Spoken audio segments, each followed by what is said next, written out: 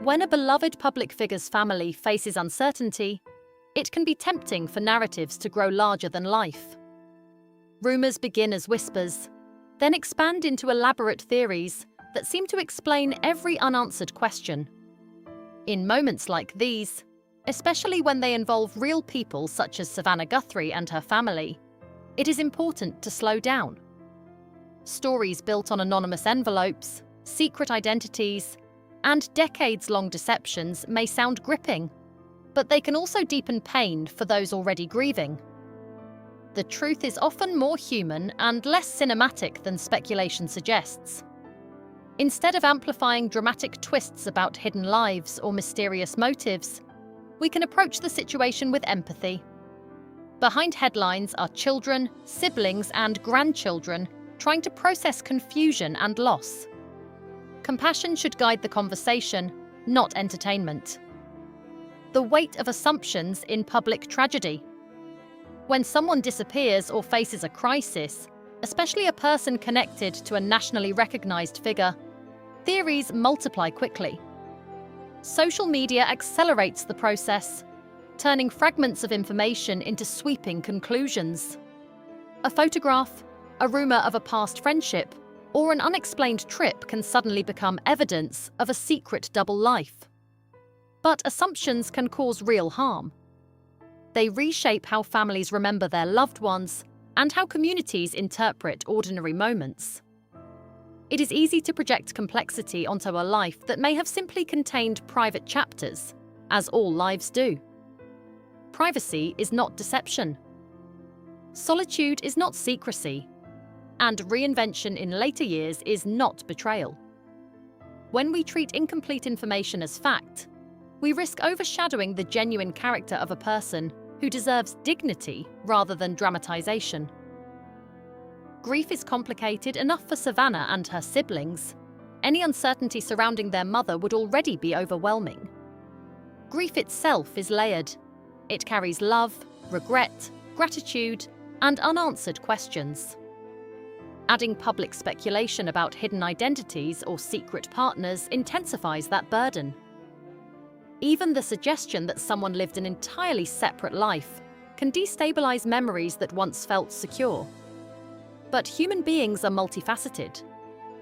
A parent can be both strong and vulnerable, devoted and quietly longing for personal space.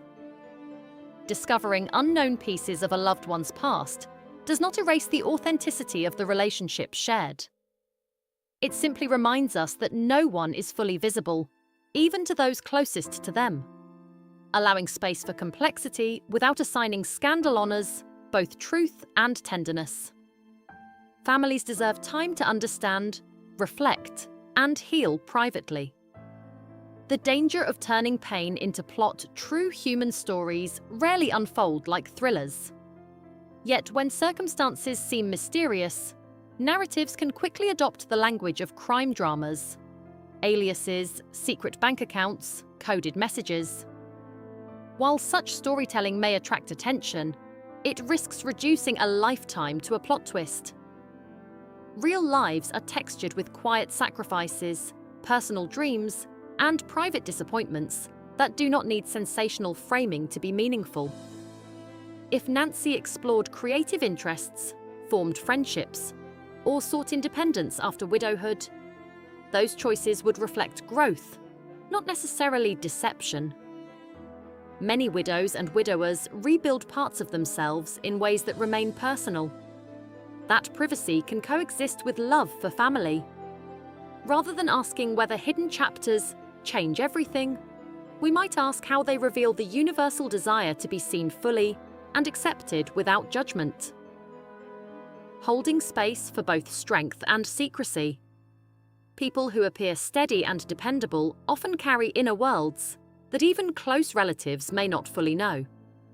A mother who becomes the emotional anchor after losing her spouse might suppress her own longings to protect her children.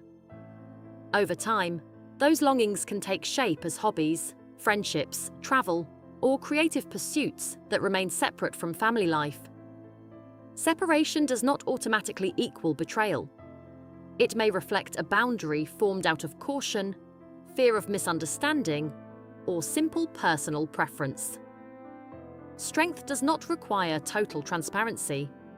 In fact, many individuals from older generations learned to keep emotional struggles private. Recognizing that pattern allows us to interpret silence with nuance rather than suspicion. It is possible to honor a person's devotion to family while acknowledging that they too needed space to breathe and rediscover themselves. The responsibility of media and audience. In high-profile situations, media coverage influences how the public interprets events. Programs like Today are built on trust, credibility, and human connection. When one of their anchors faces personal hardship, the audience's empathy matters. Viewers can choose to respond with compassion instead of curiosity-driven judgment. Sharing unverified theories online may feel harmless, but it can ripple outward, reinforcing narratives that family members must then confront. Responsible engagement means pausing before reposting speculation, questioning dramatic claims, and remembering that silence is sometimes more respectful than commentary. We are all participants in shaping the tone of public discourse. Choosing restraint does not suppress truth. It protects the humanity of those involved. Understanding reinvention. Later in life. It is not unusual for individuals in their 40s, 50s, or beyond to rediscover passions that once lay dormant. After raising children or navigating loss, many people revisit dreams of art, travel, education, or companionship. Reinvention can feel liberating, especially after years devoted to caregiving. If Nancy had friendships or creative outlets unknown to her children, that possibility speaks to the resilience of identity rather than duplicity.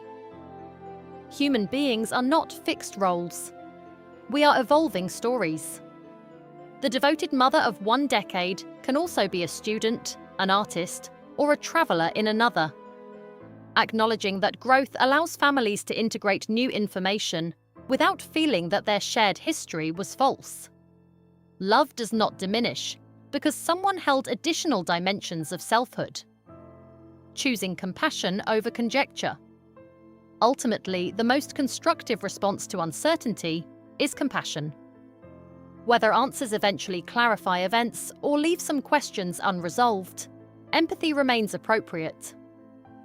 Families navigating public scrutiny need steadiness from their communities, not amplified drama. It is natural to seek explanations when something feels incomplete, but not every gap must be filled with speculation. Sometimes honoring a person's memory means accepting that parts of their inner life belonged only to them. That privacy does not negate devotion, nor does it rewrite the genuine bonds that defined decades of family connection. In moments like this, the healthiest path forward is patience, kindness, and respect.